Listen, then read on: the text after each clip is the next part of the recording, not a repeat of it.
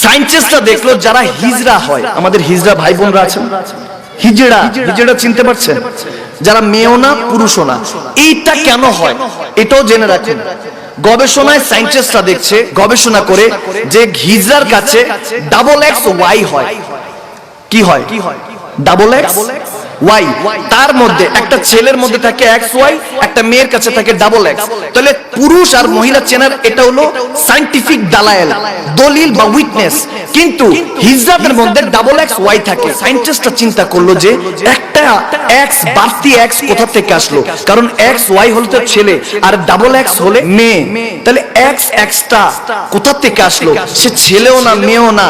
কিন্তু আমার নবী, দয়াল নবী রাহমাতুল্লিল আলামিন বলেছেন, যখন মা বোনদের 3 দিন 5 দিন 7 দিন তারা অপবিত্র অবস্থায় থাকে, হায়েজ নেফাস হয়, ওই অবস্থায় স্বামীদেরকে হুকুম দিয়েছে তোমরা মিলন মিশা অর্থাৎ সহবাস মিলন করো না। কারণ সেই সময় যখন করো, ওয়াসওয়াসিসিল খন্নাস, তোমার মধ্যে যে শয়তান, একটা খন্নাস নামের খবিশ শয়তান আছে, সে সামনে চলে আসে।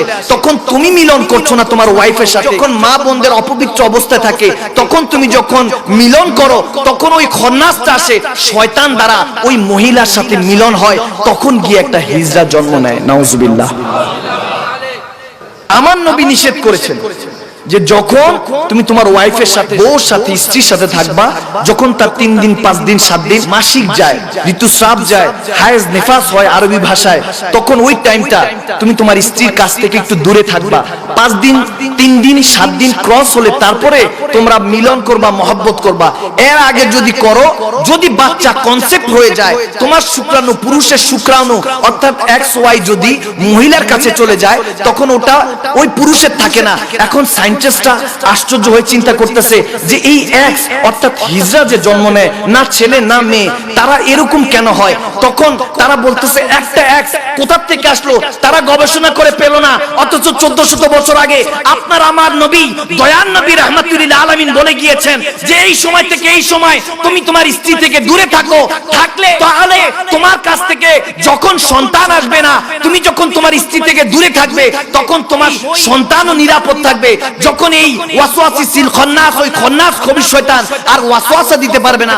ওই পবিত্র মুহূর্তে যখন থাকবা, যখন তোমার স্ত্রী পবিত্র মুহূর্তে আসছে, যখন তোমার স্ত্রীর নামাজ এখন হবে, রোজা হবে, কারণ অপবিত্র 3 দিন 5 দিন 7 দিন থাকলে ওই সময় নামাজও মাফ। আমার নবী বলছেন ওই সময় তুমি তোমার স্ত্রী থেকে দূরে থাকলে সন্তান ভালো আসবে। আর যদি ওই সময় ওই মাসিক অবস্থায়, ওই অবস্থায় তোমার স্ত্রীর কাছে থাকো, তাহলে তোমার কাছে ওই শয়তান আসবে। সায়েন্টিস্টরা তো পৌঁছাইতে পারলো না, কিন্তু ইসলাম, আমার রাসূল 1400 বছর আগে মদিনার অলিগলি, মক্কার অলিগলিতে এই কথা বলে গিয়েছেন। কি সুবহানাল্লাহ জোরে বলেন। তাহলে ইসলাম আগে না সায়েন্স আগে?